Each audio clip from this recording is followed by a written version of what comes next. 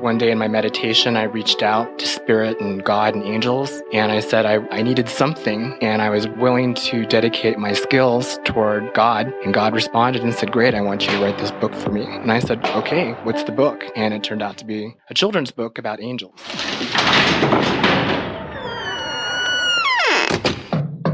Open up, Colorado. It's 4:20. Time to grind and burn. This is not your son's stoner show.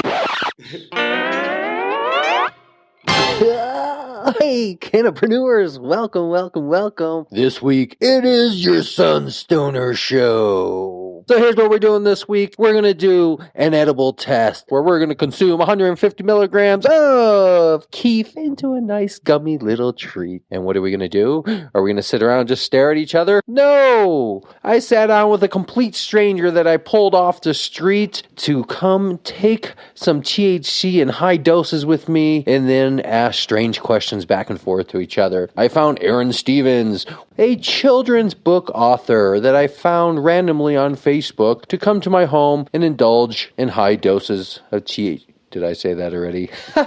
See, we're already having fun.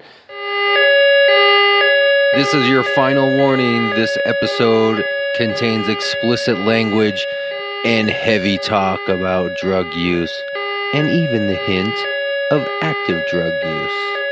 Listen at your own risk. So here's what you're doing. You remember last week when we talked to Mouse's Edibles? Well, they were gracious enough to send me out a couple of their treats. I sat down and I took them. I recorded the whole thing, and I want to bring it to you. A real live edible review from two strangers from two completely opposite sides of life in all respects, coming together to form a beautiful friendship. That's what we're doing this week. So hang on, because there's still something to learn. You heard them last week. You remember who they are. Just in case you forgot, before we get into the review, let's make sure we remember Mouse's Edibles. Take a couple minutes, listen to them, and then sit back and take your own edible this week and listen to our conversation as we learn about each other and review one of the most kick-ass, badass, bestest of the best edibles I've ever had. Here we go.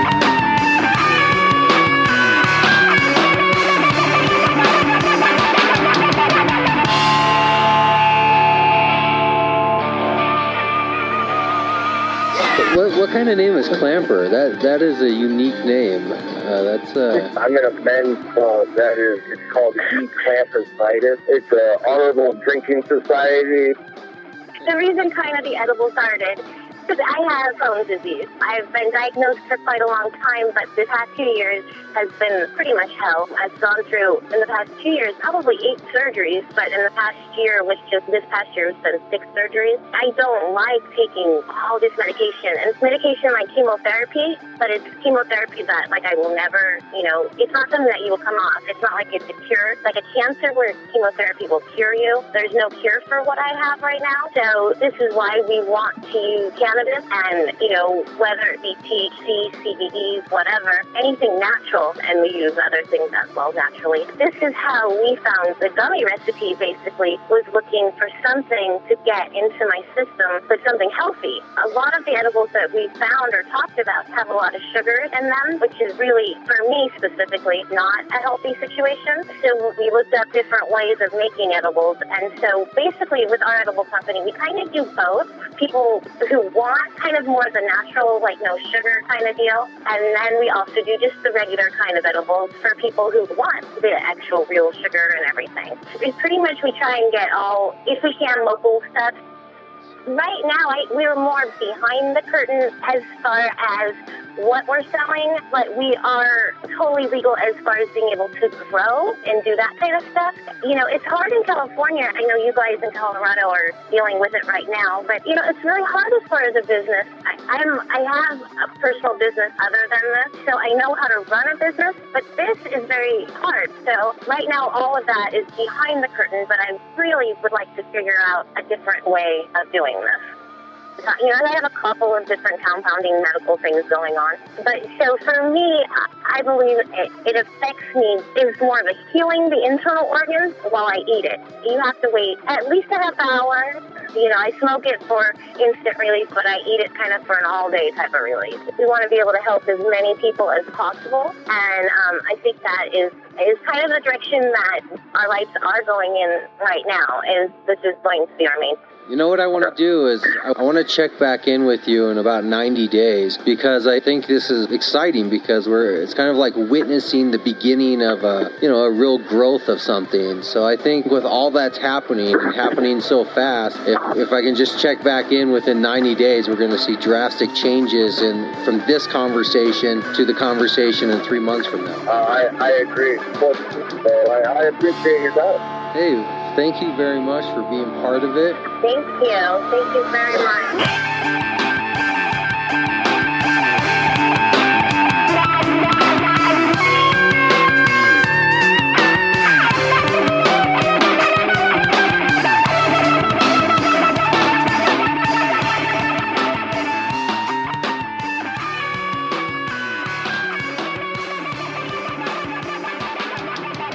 This show is streamed live from CCP Studios, but we can also do it via Skype, phone, and possibly some other technology ways. Let's just get you on the show. So if you have an idea, you have a business, maybe a product you've been thinking about, contact me. Brainstorm at cannabiscommunityproject.com. Wow. Lucifer, son of the morning, I'm gonna chase you out of earth.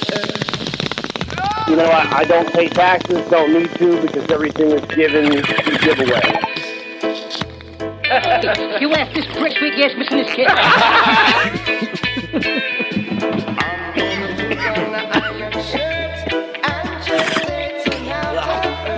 I'm just like, what? Like, man.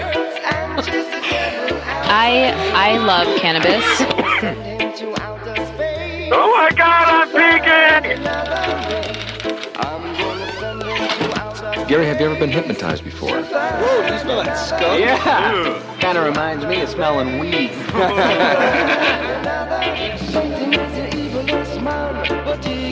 Hey, man, I don't know anybody here, man. Me neither. You see anybody you know? Hey, Reason! Hey, bro, what's up, man? Hey, how you doing, Hey, dude? what's up, man? Hey, you want a beer? Yeah. Yeah? Hey, please, someone man. get Reason a beer! And chase the devil out of earth. I'm gonna send him to outer space to find another race. I'm gonna send him to outer space to find another race.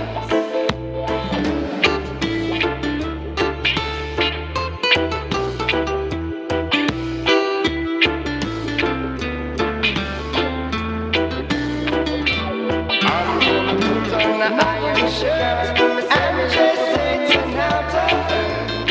I'm gonna put on the iron shirt and chase the devil out of earth. I'm gonna send him to outer space to find another race. I'm gonna send him to outer space to find another race.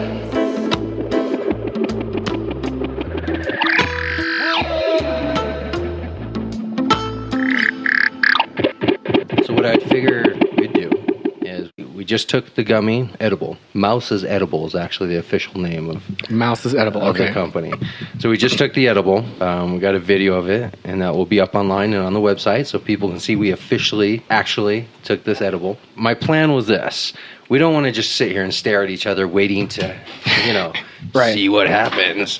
Because sometimes there's a whole psychological thing, I think, that happens with people taking any form of cannabis, where if you think about it too much, either you have the opposite effect where you feel like you don't feel anything, or you're going to psych yourself out and kind of exaggerate it. So I want to distract us for probably a good 20 minutes for you if you have fast metabolism, and probably a little bit longer for me with a slower metabolism. But I want to distract us. So my plan was I found a good article on the internet that said 36 questions to ask any stranger, and after those 36 questions of answering and asking each other, they become friends. I'm going to see if it works. All right. I'm going to go through these 36 questions. You and I will both ask and answer each other, and at the end of it, we'll see if we're friends. On that one.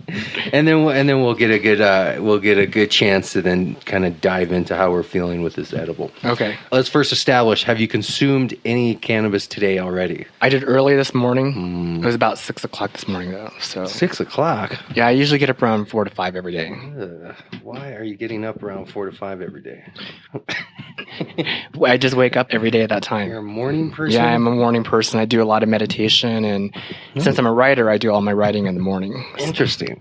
Well, I'm going to learn all about that. I want to ask you questions all about what you do and vice versa and everything else. So then you sleep probably by 8, 9 at night? Or? Yeah, about 9 o'clock at night, I'm tuckered out. So I'm the opposite. Last night I went to bed right around 3, maybe 3:30 in the morning. Wow. And woke up right around noonish today. That's my natural cycle of things. So this is good because looks like we're almost opposites in that respect. But I can already see we might have some things in common from just a couple things you've already said. So this should be an interesting experiment in social science, right? It's two strangers. Have we ever met before? No. Matter of fact, not only have we never met before, but we were referred by a person that neither you or I have ever met in person, correct? That is correct. We are referred by our friend Colleen at Cushley, one of our great sponsors on the show, Cushley. I've never met her in person because she's out on the East Coast. You've never met her in person. Not yet. Plan to one day. One day, as will I. Maybe soon, this coming maybe April or so for Cannabis Cup. Depends on if she's able to come down. We've never met her. She somehow was the middle person between us getting hooked up. I put out a Facebook message saying I was looking for somebody to do an edible test. You answered to that. I invited you into my home, unbeknownst to who you are. So if you have a hatchet or an axe in your bag, please divulge it now. No hatchet or axes.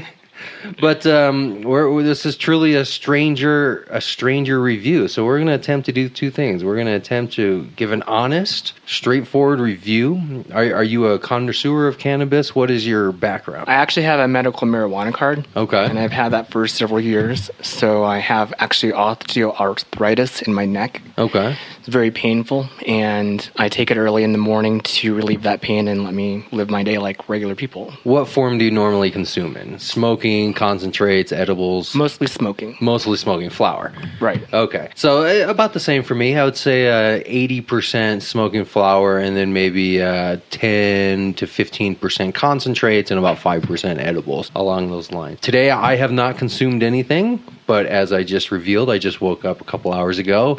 So if I would have been up some 6 o'clock, I'm sure I would have already consumed today. But I don't think they'll affect this test at all. Smoking and edibles are two different digestive type things in the body. Did you say you wanted to say your name, or you didn't want to say your name? I can say my name. Okay. I guess you already said it on the video. Right. Aaron Stevens. I am a children's author and a web designer. What is this title that you have running under your name that says you're Amazon's leading seller? I like to call myself an internationally best-selling author. Okay. So that's a self-title. Okay. And that was because I have fans and readers all around the world. And when my book released, it was launched at number 3 for my category. And when did you release this book? It was November 18th last year. Now, why a children's book? The reason that happened was because I'm a good writer. And one day in my meditation, I reached out to Spirit and God and angels, and I needed something, and I was willing to dedicate my skills toward God. And God responded and said, "Great, I want you to write this book for me." And I said, "Okay, what's the book?" And it turned out to be a children's book about angels. Interesting. And this was in the middle of meditation? In the middle of meditation. Was it meditative state that was a little cannabis induced, or was it pure meditation? Probably say yes, there was a little bit of that since it was very early in the morning. I would say that partially might have been influenced by the cannabis industry, but there are times that angels come and talk to me where I'm not influenced by that, and so I know that it's a consistent daily thing. Now, by no means want to sound like I'm ever mocking you or anything. Sometimes that's just my natural state of personality. But when you say angels and gods, are you talking from like a Christian standpoint of our understanding? It is from a sort of a Christianity standpoint with God and Jesus and angels. But angels actually were in existence long before Christianity and different religions. So it's something that's been accepted quite well by all different backgrounds for that reason.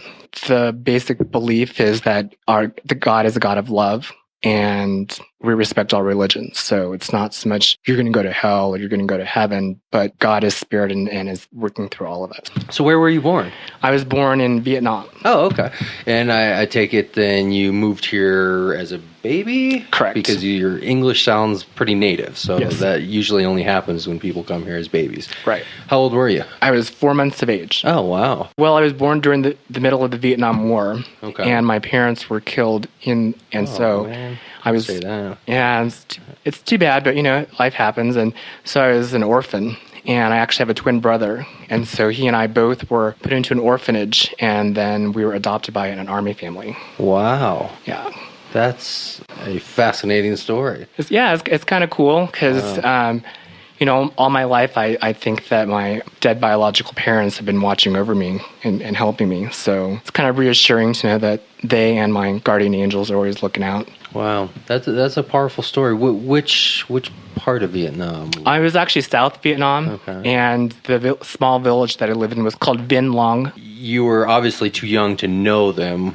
Correct. When everything happened, and probably too young to really remember that migration. Right, yeah, I don't. Yeah, okay. I don't remember any of that part. Yeah, that's kind of what people have told you, right? Right. You're reconstructing a story from other people's telling of things. Right. The nuns had a story, and they told my adopted parents, who told me. Wow. Do you have any type of anger, resentment based around that? No, not really. For the longest time as a kid, I didn't even know I was adopted. Really? Yeah. Oh, because the family that adopted you were similar in ethnicity? Or oh, no. They were Caucasian. My mom had blonde hair. You just didn't see it because you were a baby when you were born, so it didn't... Right, it's all I knew. Those dividing lines weren't in place yet. It wasn't until, I think, maybe 6th grade, 7th grade that I realized that, hey, my parents don't look like me. Do you speak Vietnamese also? No, I don't. I can do a very good broke English, though. That's funny. And I was going to say I would ask you to do that, but that might be racist, so we'll just skip over that one. Well, who knows? Maybe when the gummies start kicking in, you'll get to hear some of my breaking down accents. into broken English. What is your place in life here? I mean, have you gone through school? Are you a writer now? Is your main gig? Are you in a transition? Where's your place in life now? What do you want to give your age? Or? Sure, I'm 41 years of age. Okay. And I have an MBA in human resources and a bachelor's degree in marketing. Oh, interesting. And so I've had a lot of different jobs. I've been in marketing, product management. I've been writing all throughout my career. So right now I consider myself a writer. And so that's where I spend most of my time. Writing is something that has naturally come to you, kind of a talent. Right. Yeah.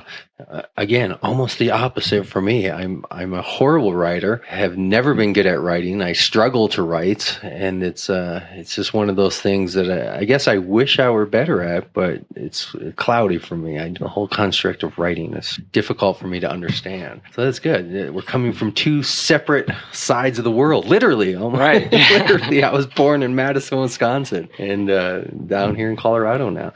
So let me ask you this one. I want to wait just a few minutes for some of these questions when I feel you're a little bit more relaxed, because some of them are a little bit weirder than others. So, when my eyes get all glazed over. when it's kicked in. We need like an app for like that scans your eye to let you know like what point you've hit. Right. A little phone app. So you got a calling. Right? I did. To write a book. A children's book is what was determined you needed to write about. Was there a theme or a topic, something that had to be out there, or was it just simply a children's book? It's kind of interesting because I didn't really know that it was going to be a children's book. One day I started writing. And the funny thing is the book really wrote itself in 25 days, which is just amazing. I have other books I'm working on. I'm not even anywhere close to where that one was. Other children's books? No, the other books that are business related. Oh, okay. So it came to me. I started writing, and I had no idea it was going to be for children or if it was going to be for adults. And I actually, when it came together, I put together a beta group of about 75 different people, and I had them all read it of different ages and said, what do you like? What don't you like? Is this something you would want to read? And it turned out the majority of the people that were interested were between the ages of 12 and 24. And so that's where I kind of determined that's where my target market was. So it's more of a adolescent book. Yeah, it could be. It could be going after the Harry Potter adolescent book on that one. Did you happen to bring it by chance? I did. Can I check it out? Sure, let me grab it. Yeah, okay. Oh wow, it's like a real published book and all. Yeah, so and actually that is for you. Oh. So okay. I brought that for you, so in case. What's the reading level on it? I like to say it's actually from probably 10 years of age all the way up to 24. Okay. Is it appropriate for a 7-year-old if I read it to her? Absolutely. Okay. My daughter's 7. And because of the success of Frozen, I actually hired an ex-Disney artist and said, I really would like to, capture that market, because kids of all ages love Elsa. How did you get a hold of an ex-Disney artist? Was it a Craigslist posting? No. I actually used a website, and it's called 99designs.com. Yes, I know it well, yes. And I put up a contest, and I said, hey, I'm looking for a cover. Here's the book. Here's the synopsis. This is what I'm trying to go for. And then I literally had hundreds of people submit covers. Wow. And so this is the one that ended up winning, and I put the dragon on because my beta group said, can you put a dragon in the book? And I was like, it's a book about angels. How do I do dragons? But what I found was the How to Train Your Dragon movie was very successful, and that's what the kids were going after. So I said, sure, we'll write a dragon into the book. And so as soon as I did that, the popularity with boys increased even more so than it did with girls. Absolutely. And I like the fact that you're open enough religiously to not be defined by a religion to say, what does a dragon have to do with Christianity? And kind of throw the idea out. I like that you're like, yeah, sure, we can incorporate that in, because the core of what we're going after is more of a philosophy of life rather than a dogma of action, religious action. And I think dragons make things cooler. This is interesting. I'll read this to my daughter. Awesome, I love it. And check out the spine. If you look on the right-hand side, you have a dragon eye sticking out at you. Oh, nice. But what was the cost of that? $299. And it's better than that. Yeah, it's professionally done. I don't think you will find somebody to do a basic logo for you for less than $300 to $500. So for them to do an actual book cover, right, for $300, that's a pretty awesome deal. And the copyright, which is the most important, because originally I looked at a painting I wanted to use, and the artist would not sign over the copyright. She'd sell me the painting, but not the rights to use it over and over again. So as part of my marketing, I've branded these two little angels. We have Braden and Morgan on the front, and now I own the rights to them. Mm-hmm. And they are kind of Disney-ish. You can kind of see the style of animation. They do resemble kind of that Disney look a little bit. It's cool looking, though, and it's cool. It's 207, it's almost 300 pages. Almost 300 pages. It's a real book. Not font 22, but it looks like a 12, right. A 12 font here. So this is a real book, chapter book and all, with a bookmark on it. Very cool, man. I'm going to read this to her. What was the actual process of writing this book? Was it you just listing out the chapters and then sending it to a publisher to organize it and put it together? Actually, I had 3 editors that worked with me putting this together. And so... At different times or together? Sometimes together, sometimes separate. Okay. But and where did you find them? Through people that I knew through contacts and word of mouth. Professional editors, people that have experience in editing books. Yes, I had to pay. How much?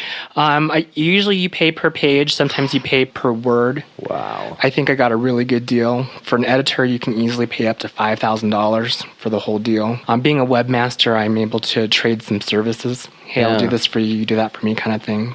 Wow. When they edit, I'm always curious about this because as I just told you, I feel like I'm a horrible writer. I have no understanding of how to write. And one of the reasons is because I lack so much understanding of form, structure, grammar in writing, where my confidence is just It's just not there. So I always feel like, oh, what if I just put ideas on a paper and then gave it to somebody to actually organize those ideas in a coherent way, and that was organized and structured and grammatically correct and the whole idea. Is that what an editor's doing, or is an editor looking for clarity and fluency? And what exactly is an editor doing? What you're talking about is more of a ghostwriter, where you would say, here's my idea for the book, can you help me put it together? The ghostwriter would then put together a manuscript.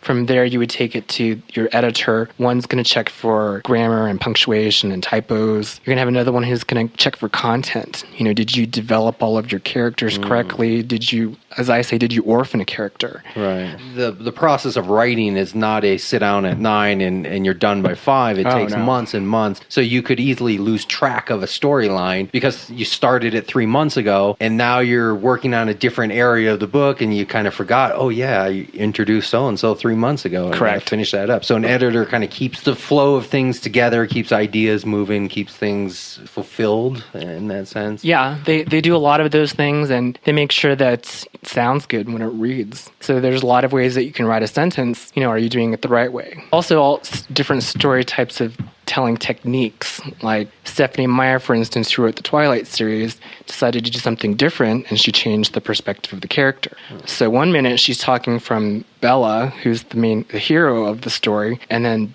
several chapters later, she's the wolf guy. But she doesn't tell you that. So you're like, that's weird. I don't remember that in the movie. It's not in the movie, it's in the book. But if you read the book, you knew in the movie that things were going on that they didn't describe. Different authors will sometimes have different styles.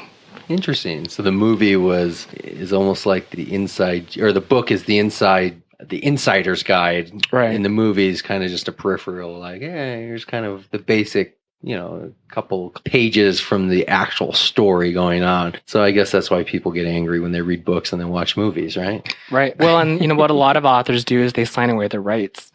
So if let's say Disney comes to me and say, we want to buy the rights to your book. So I say, okay, I'll sell them to you for $100,000. Now, I just sold my entire rights to the book. I have nothing else I can get other than what I negotiate. They could decide to change the characters. They could change the names. Their story now. It's their story. Yeah, so they can do what they want with it and profit as much as they want with that story. It's officially called Angel Academy, right? Yes. By Aaron M. Stevens. Where can people find it? If you're local here in Denver, you can go to Second Star to the right in the Highlands area, about 42nd and Tennyson. It's a children's bookstore. Or if you want to go online, you can go to Amazon, Barnes & Noble, Books A Million, Tattered Cover. Any of those stores can also order that to you and get that to you for in a couple days. Which channel is by far the most, the best channel that gives you the most type of sales and exposure? Amazon? No, actually, it's really funny. Amazon takes a large cut of my profits. When people buy books directly from me and they go to my website,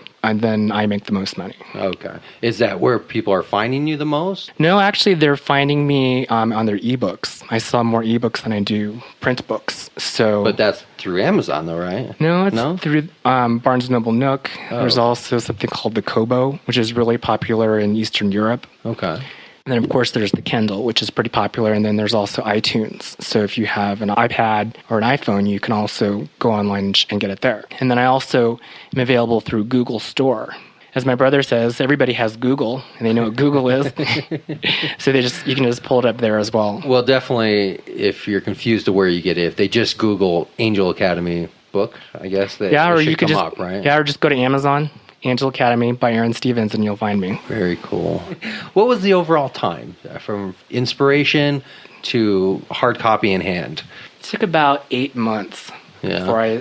It took about 8 months before I had a real product. It's one thing to say, hey, I wrote a book. It's another thing to pull out the book and say, I wrote this. Yeah, to actually have something you can put in front of somebody and say, exactly. Here you go. Here's a book. Not here's a file that has a book in the works, but here's an actual printed book. Right. 8 months doesn't seem like a long time, though. I mean, 8 months. It's actually not. That's not very normal to write a book and get it out there that quickly. Yeah. I think I just had a lot of help from some angels helped me. Yeah. Yeah, quite possibly. Literally and metaphorically. I mean, I would think people probably would write books within a year to 2 time frames, and then depending on what type of book it is, if it's more of a research academic, might even be longer versus novel type stories. 8 months seems pretty good. What was the front to back cost from here's my inspiration, now I'm going to work, from when the pennies started flowing to when no longer pennies were needed? What was the end of the line, bottom line?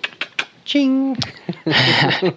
I'm still paying out for marketing and advertising for things. Okay, but let's exclude the ongoing attempt to sell the book. Let's take that out of the equation. Okay. Let's just say from the time of hiring the editors, hiring the illustrators. Don't put your time on it. Obviously, your time has a value, but don't put that on it yet. The cost of printing the paper itself, of whatever that cost, the hard cost or the fixed cost in there that are not things that are going to be ongoing, like sales efforts. Okay. And not things that are kind of self-directed, like, well, I spent 142 hours sitting in front of the computer. Not that kind of cost. If somebody from the outside looking in wanted to get an idea, what does it actually take to self-publish, which is what you did, right? Correct. You self-published. What are we looking at? I would say realistically, you're looking at about $5,000 to $7,000. Not bad at all. It's really not. I mean, you think about that, you could put that on a credit card if you know exactly what you're paying for. Some of those costs, obviously, the cost of printing the book, shipping the book,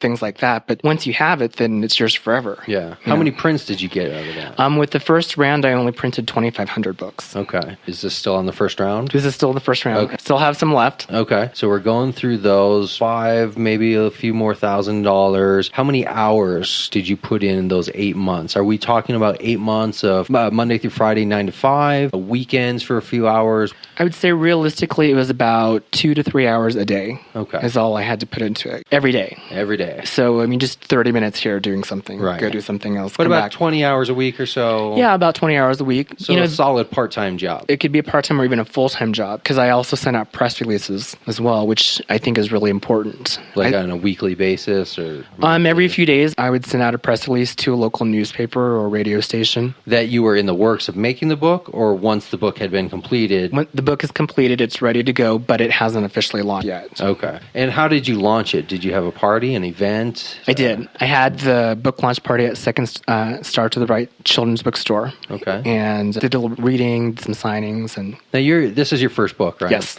So you're not known as an author. No. So your network probably isn't full of other authors and people who are looking to consume written material by you, right? They are. And as of right now, I have about over 200,000 fans. Before the book? Before the book. Before the book. From what type of work? Well, I got on Facebook and I created a public figure page. Okay. And then I also created a page for my book. Okay. And then every day I posted something. But were you known for writing before you did this book? Is that how you were recognized, as a writer, somebody who was producing written content? Yeah, I've been writing blogs for years. Okay. In all fairness, I probably had a few thousand people that were already reading my free blogs. Right. And then when the book came out, I was like, oh, cool, he's writing even more stuff. So you had a good base. Yeah, I had a good, strong base of followers who liked my casual writing. How long did it take to get that base of a few thousand people following you? Years? Months? Years. It takes a while, right? Yeah, it takes a long time. A lot of times people are really disillusioned when they get the idea of, like, oh, I'll create an account and do something, and within a few months, millions of people will be following me. I'm experiencing that myself. I've been doing my show for just over a year now, just a year and some months. And I can see the progression, but the progression, it takes a while. It takes a while to not just get a reader, which I equate to a listener, right? But to have somebody come back next week and listen again, right? Right. And that takes a long time, building that base. Sometimes you can slightly manipulate things where you get a spike like this. Oh, this week, spike. I never look at that as any type of accomplishment. The only accomplishments I look at is from last year to this year, over the last 12 months, where has that line gone? Because there has been weeks when this has happened. But that, to me, that's like, well, it's because, this person was on the show and they had a really large network and that's why it spiked. It wasn't because all of a sudden people found out about my show and it spiked. So I look at it the same way, as it takes a long time to get a base of anything, readers, watchers, listeners, fans and followers, right, to come back week after week and stick with you. Not just once, not just, hey, this weekend, at Red Rocks, come watch, but this weekend at Red Rocks, next year at Red Rock, are you coming year after year? Are you buying the albums in between? Are you following on the YouTube and the Facebook and everything else? So it's exhausting, isn't it? Sometimes it is, but you kind of get used to it. And once you start a group of fans, everywhere I go, I carry those bookmarks with me. Yeah. And people ask me all the time, hey, do you have a business card? And I said, no, I really don't. I mean, you're not going to call me, but you might read my book, so here you go. Yeah, this is a great business card because it really hits who you want to be, who you are, right, as a writer. I mean, it makes sense. You got a business card? Yes, it's a bookmark. I wonder if you have something to do with books, right? Right. It makes sense. And how many business cards do you have? Probably in boxes that you never look at again. Right. That's why I'm going to start carrying microphones with me, disposable microphones.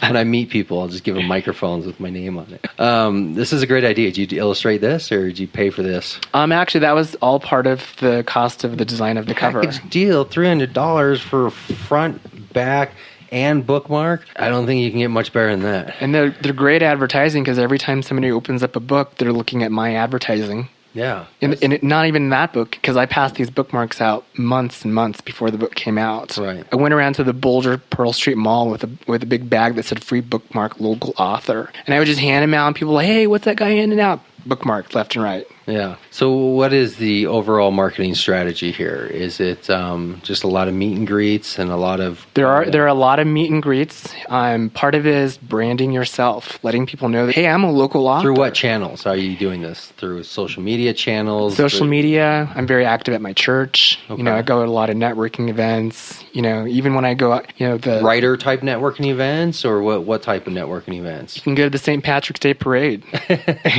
Pass out bookmarks. Just wherever you meet people. Just wherever I meet and people. And have a chance to say, I am, right? And finish that sentence. Yeah. I walk into a Barnes & Noble and I look around and say, hey, local author in the house. And I look around to see if anybody looks, and sometimes people do, and they come walking over. And I go, here you go, here's a bookmark. Can you record yourself doing that next time? Video yourself walking in and hey, local author in the house. Well, there's the one up in Thornton, they're starting to know me, so I don't get quite the response anymore. It would be a fun, not prank, but a fun little put together, plant 8-10 people in a bookstore, have you come in and announce that and have people running and group around you in the sense. It would be a fun little thing to record something like that. This is really cool, man. I commend you on this because writing nowadays, getting somebody to write a paper for school is almost impossible, but to write a full book and then get it printed, which is a huge step beyond just writing a book and posting it digitally online, but to get it printed is so much cooler. It's so much cooler to actually have a tangible something you can put in your hand. Because I read some books online, but obviously the books I cherish are the ones in my bookshelf here at home. The ones I pay money for and I bring home and I put it on a bookshelf and I'll carry around with me for the rest of my life. The books I have on my computer, I can't really remember what books I have on there. Can't remember the last time I really read one or sat down. The style of reading books, they just don't stick with you and they don't have the same impact. This is an accomplishment, if nothing else. If you die tomorrow, you'll at least be more successful than probably most people in the world. Well, thank you very much. That's cool. I'm going to read that to my daughter.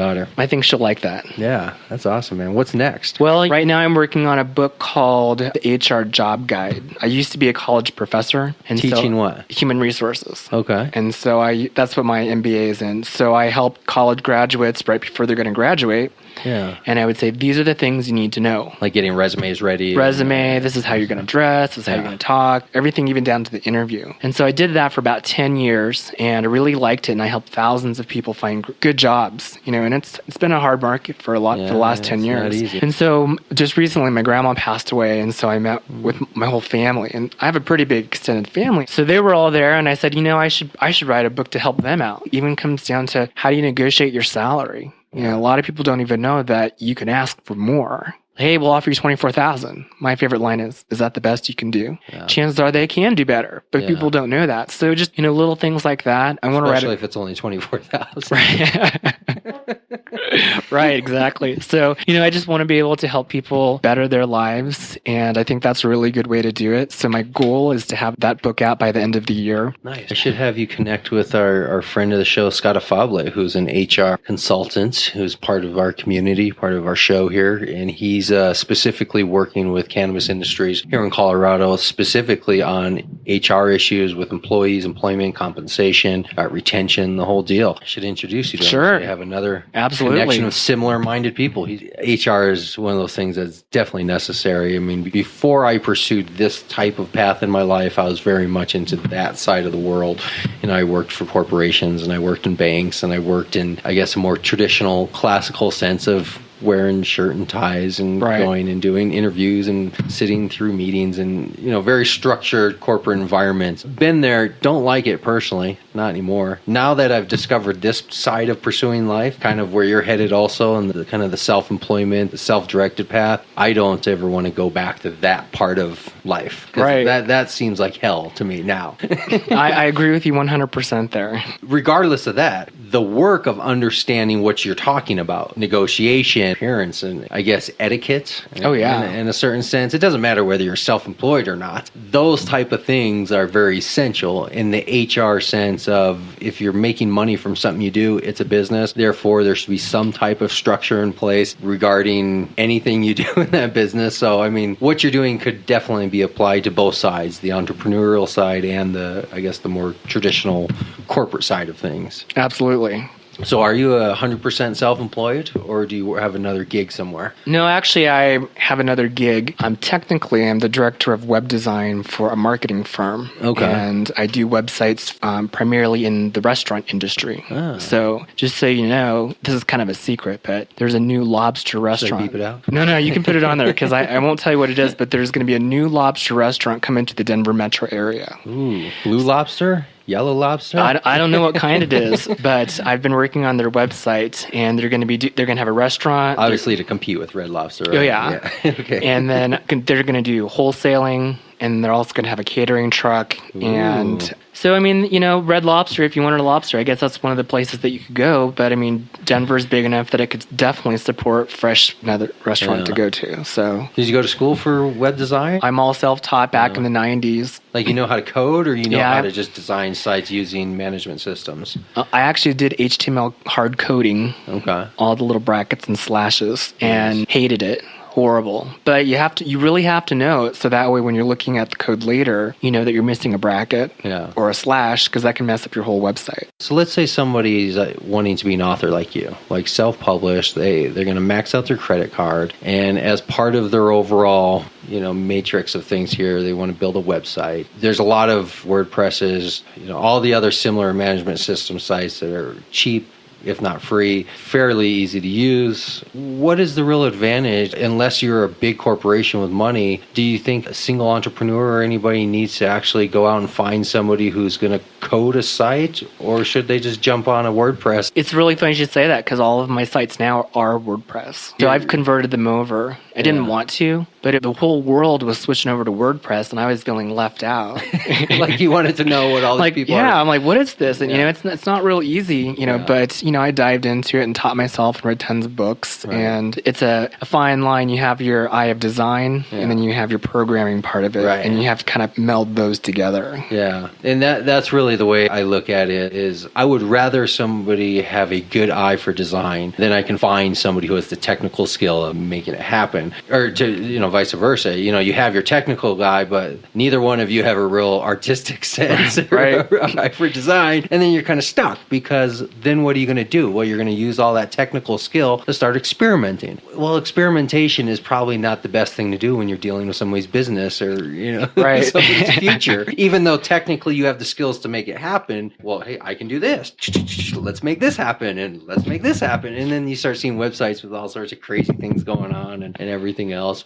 Website is important because I do podcast production, and I work with other people that do podcasts, and having a website, just like having a social media account, they're essential parts of what you do, because you have to have an audience, and an audience that follows you, and an audience that connects with you, and an audience that can communicate with you. Right. And if you don't have a website and social media, how are they going to communicate with you? Call you on the phone? Probably not. Write you mail letters and send you postcards? Probably not. People don't really want to send text messages unless they personally know you or unless it's an urgent matter. People want to passively communicate. They want to passively be connected, but not necessarily confronted with the communication, right? If I send you a text message, you're kind of obligated to either respond or not. If I just simply comment on a post on your social media site, there's no real obligation of interaction there. So I feel safe as the fan that, hey, I can interact with this guy and I don't have to worry about rejection because it's not supposed to. It's not like if I send you a letter in the mail and you don't write me back, well, hey, F you, man, right? Right. Social media allows for the passive communication to exist, and that's where I believe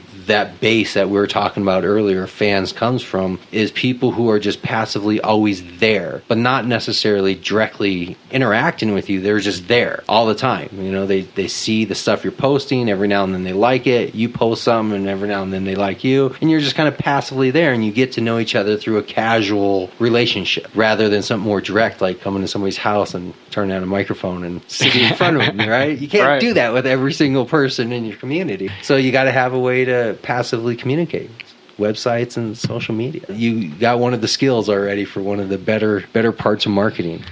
Well, thanks. How are you feeling? I'm feeling good. How about yourself? Yeah. Your eyes, let me see. What did you say look for? Look for cloudiness? Did they look glazed over? Well, they look glazed kind of when you showed up. Oh. So I wasn't sure. Well, let's see. Let's take a moment to check in on our edibles. All right. So let's self-reflect for a second. Let me see here.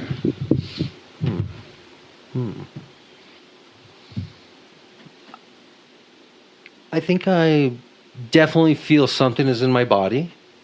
I don't feel a peaking sensation like a blunt amount of THC has hit my system.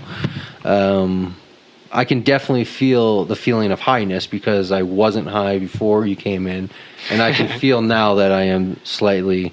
Oh yeah, I definitely think that it's not a sleepy feeling. It's not an anxious feeling. It's not a jittery feeling, but it's definitely some sort of a different feeling. For me, it hasn't hit any type of peak yet where I feel like I'm high. You know, I don't feel Or you want to jump off the roof?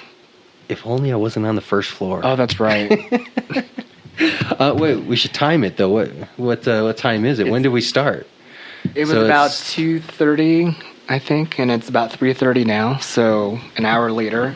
All right, so that's... So for our viewers... For you, that's enough time for your metabolism. Yeah, for me, it's like... Because I was actually really afraid that... I was like, man, I hope that this doesn't make me fall asleep or doesn't do anything. Well, I think that happens... I mean, I'm not... By no means am I a grower or a product manufacturer, but I've interviewed enough people about it where I have some theories. And here's my theory. When people are making products that are infused with oil that they're baking with flour product on the stove, so they're taking flour product, they're putting it on the stove in some type of oil or something, and like butter, doing some type of basic extraction like that, I think that's where a lot of those cannabinoids have been baked into the state of being a higher CBD content. Whereas when people are using concentrates from waxes, kief, things that have already been concentrated and there are more THC pure, that have more crystals in them and are more pure, I think that's where you avoid that heavy kind of lethargic feeling of that things that come from heavy indica style feelings, which is also the same theory, because I've been thinking about this a lot lately, my same theory of why back in the day, when people talk about smoking weed back in the day, how it always gave them that tired, munchy, first you get the giggles, then you get the munchies, then you fall asleep kind of deal. Well, all the weed back then was coming up from Mexico, and the majority of it was traditional cannabis indica. The cannabis sativa, which came from your part of the world, and over on that side, before that, all the weed was brought in by Mexicans from Mexico, and that was cannabis indica dominant weed. And it was trucked in from plants that were grown outdoors, and it was cultivated like an agricultural plant rather than a medicinal controlled medicine. So the plant wasn't necessarily refined like it is today with indoor growers doing all their highly controlled, everything from their nutrients to their light, temperature, everything is highly controlled, and they're producing these maximized buds that are either heavily, sativa or indica or hybrids, and they're making sure the crystals are just the right color before they're trimmed, so the right amount of CBD, the coloring of the crystals don't change too dark, which all affects how that CBD and THC interaction is on your body. So before this, all the weed that was coming in was substantially lower in THC, but probably also a higher CBD count, and it wasn't refined. So when people smoked it, it made them a little silly, then it got them real hungry, then they fell asleep. Well, shit's changed, right? This was 20, 30 years ago. In the last 15 years, since both California and Colorado have really engaged in this medical program, cultivators have gotten to the scientific point where they are growing some highly potent, highly controlled shit where it's not going to make you tired, because weed doesn't do that anymore. When I first started in high school, same thing. You laugh, you eat, you fall asleep. Now, when I'm tired, I smoke, and it wakes me up. When I'm feeling lazy or just not very motivated, I smoke, I jump on the computer, and I start working. And I'll work for hours and hours and hours nonstop, just puffing away on my little atomizer. So it does the opposite. But I'm also paying for highly controlled, specifically grown types of weed that is now, it's at the top of its game. It's the art form. So that's, forgot what we started talking about. I must be high. I must be high because I'm talking a lot. Well, hey, that's good for the viewers, because they'll be like, hey, listeners, give me one of those gummy butterflies. Yeah, maybe I should retail these through the store, because, I think one of those is worth $10. Oh, yeah, for sure. Yeah? Pop one of those before you get on the airplane. Right? 150 milligrams? It takes an hour before it kicks in, so right before you hit the TSA, it's more like a really cool Jell-O shot. Well, it's because I think they used a pure keef, right? Rather than what I was saying, they just dumped plant into oil and baked it on the stove kind of deal. Right. They used already a pure form of keef, which is kind of the crystallized, stuff that comes out of plants. And it absorbs into your stomach, into your blood system differently than when you smoke. And it's more pure THC, where it probably wouldn't have a lot of CBDs in it. I don't know, I may be talking shit. I may have no idea what I'm talking about. Somebody will probably correct me if I... Somebody will write me some shitty email. It sounds good to me. It happens at least once a week where I get some shitty Facebook private message or email from somebody telling me how I fucked up. Saying something or doing something majorly. Let me see here. Let me ask you some weird questions. All right. If given the chance, this is kind of a basic one, everybody's heard this one. If given the chance, who would you choose to have dinner with? Anybody in time? I think I would like to have dinner with Lady Gaga. Do you have a secret hunch how you will die? I told you some of these got weird. I did. A long time ago, I thought that I would be shot. Really? With a gun. Like in a battle of violence? I didn't know what it was. I just knew that somehow I'd be shot. And later in life, when I was a smoker, I had a hallucination / meditation where I saw my future self dying of lung cancer. Wow. And I was in so much pain that I asked someone to kill me.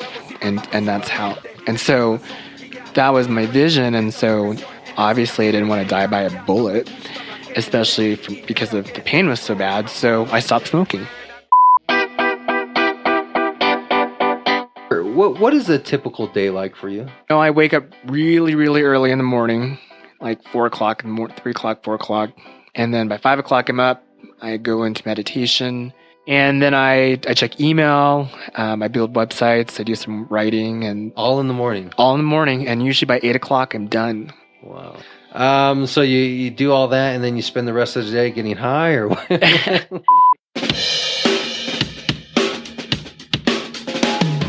For what in your life do you feel most grateful? I would say that I have a strong relationship with my spiritual source. Yeah. I'm from Nebraska. I mean, I lived there for a good portion of my life. Sorry, but I am. And so I wasn't very religious back then. I mean, I went to church, but it wasn't religious. And so it was when I came here that I found people that were like me, had the same thoughts, and said, I don't believe in a God that's going to punish me if I didn't go to church on Sunday. Yeah. Which is what I had believed before. Right. And so now I'm like, hey, God will let me worship at home. I can even do it online. Make an app every Sunday. Do you believe in God? Click here. Yeah. So done for the day. Everybody has a different calling. Yeah. And even now, I don't go to church every Sunday. I mean, I sing in the choir. Hell!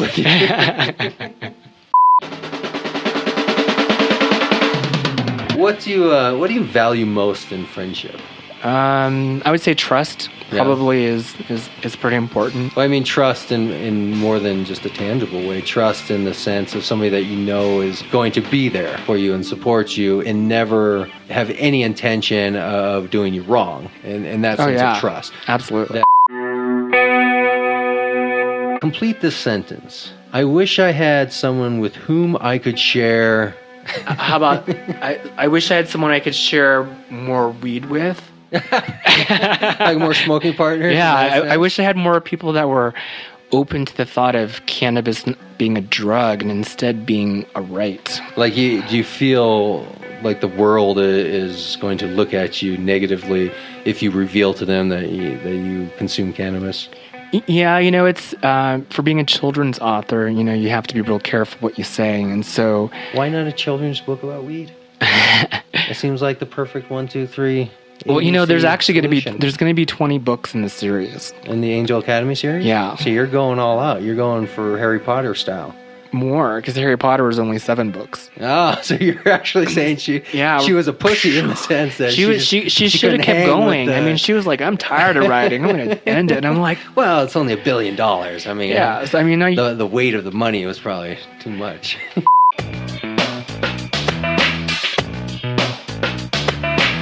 What, if anything, is too serious to be joked about? I think abortion.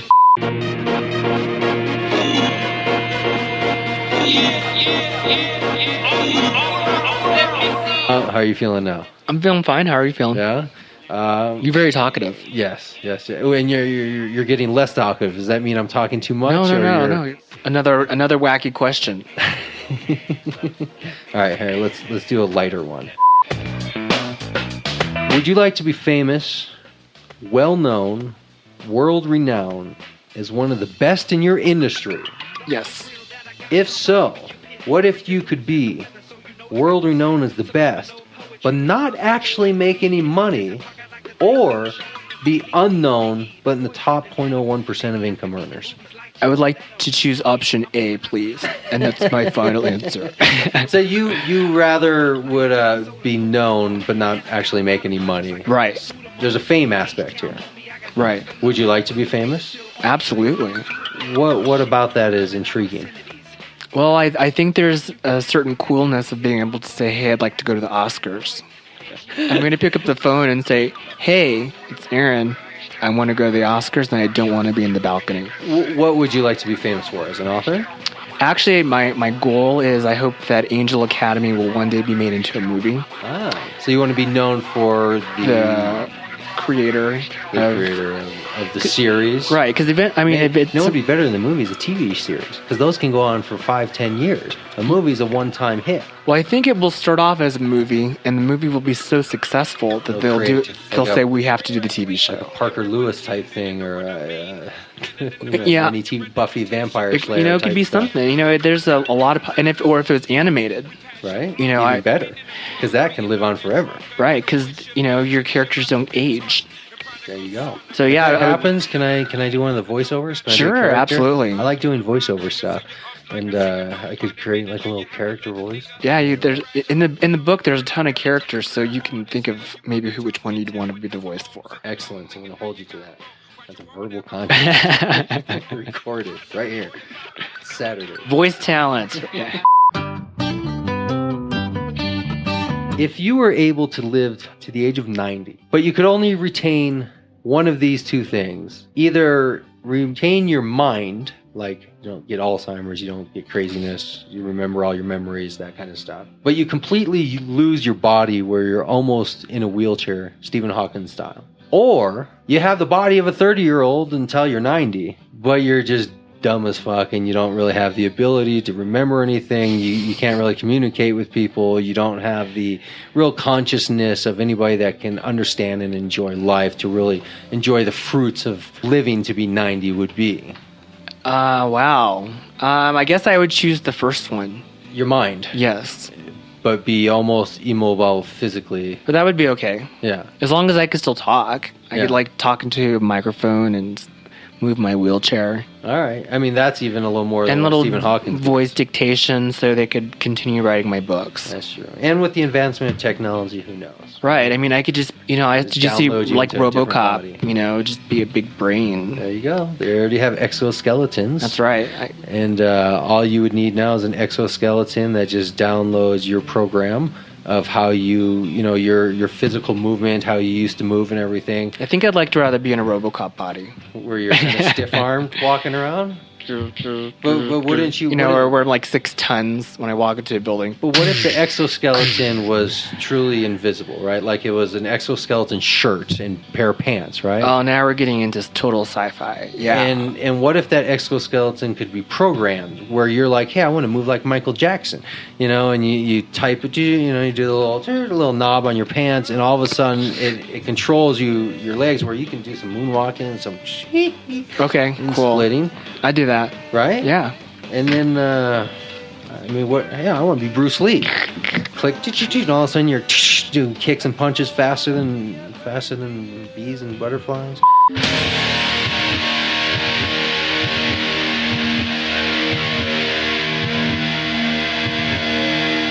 How do you learn?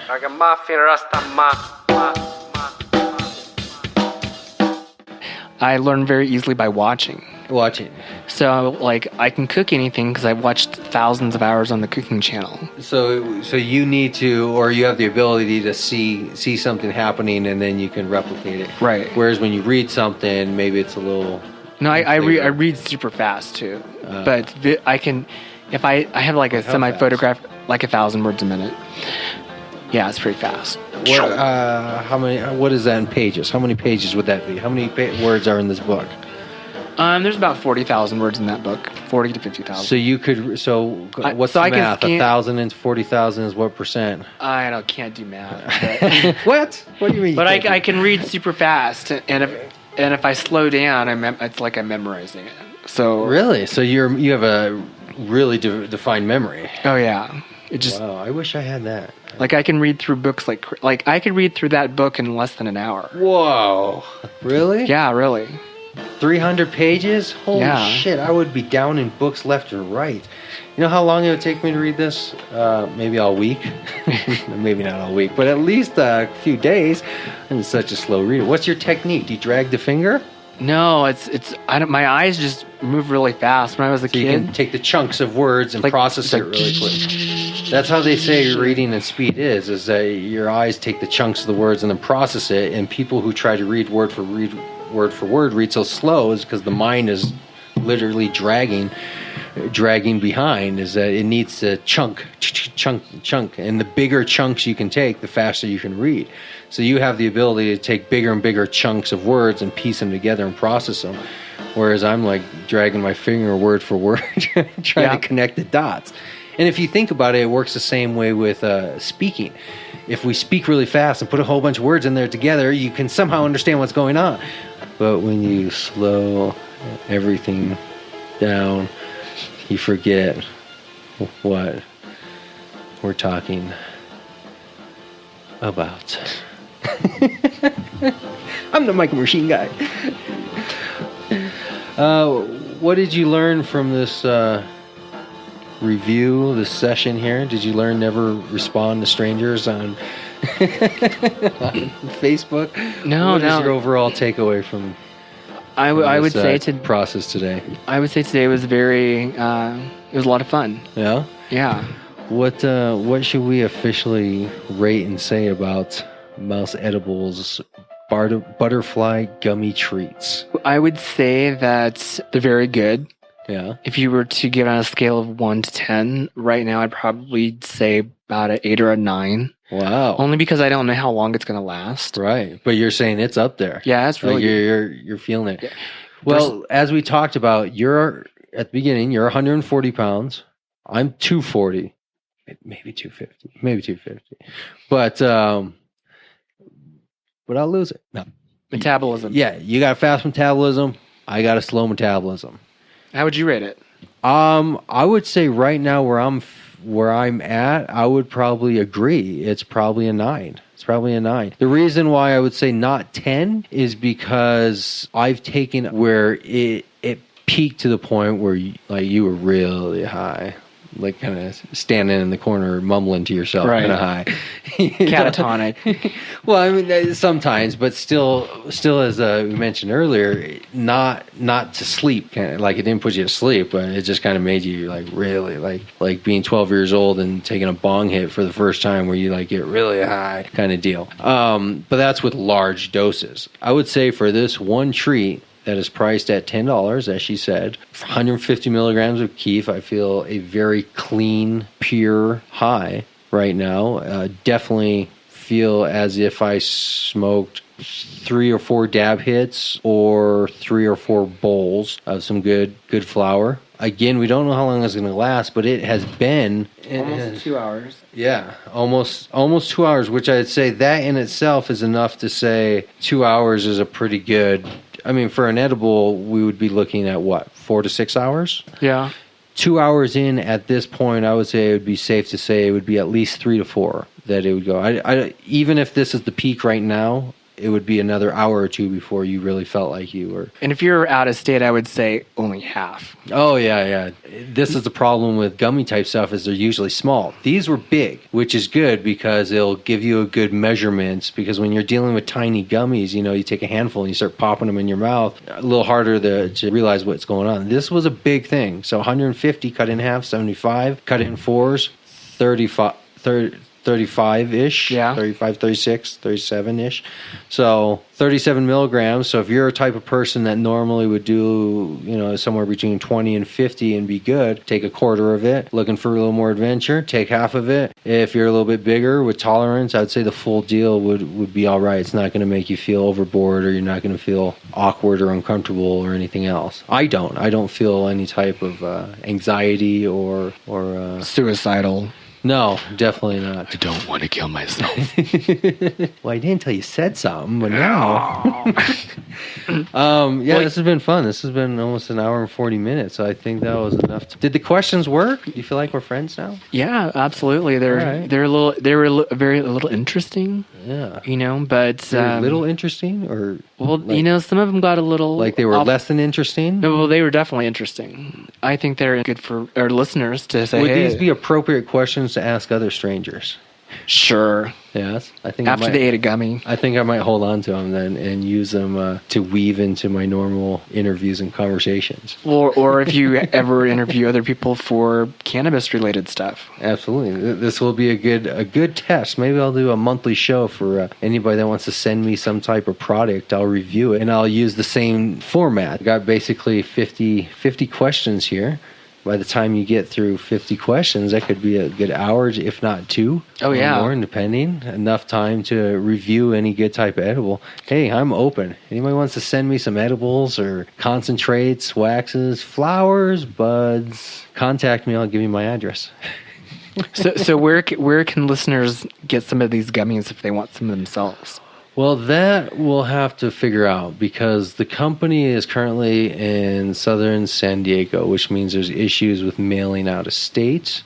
But what you can do is if you like these, and we know that they cost $10, and the person says she can make, I don't know, it takes her usually 2 to 3 days, she says. Within 2 to 3 days, she can make an order of something. She says what happens to her is people come and order 1 or 2, a pack like this, and then come back a few days later and order of 50 or 60. Oh, wow. And I think I understand why now. If anybody wants to try them out, just like me, they can personally message me, either on Facebook, you know where to find me, or go to to the website. You can send me an email, or if you have my number, send me a text message, or if you know where I live or you want to come down to the studio, if you know where that is, we can work it out and we can have them figure out a way to get you these products. They are a growing business, Upstart Mouse's Edibles. You can hear them on show number 58. What time is it? Oh my gosh, it's 4:19. Just to document that wasn't serendipity right there. It is 4:19. So there you go. Aaron, it was a pleasure. I enjoyed it. We should do it again. Absolutely. And I think we should have more conversations about either your books, or we can just think of more crazy questions to ask each other. Sounds great. All right, man. Thanks.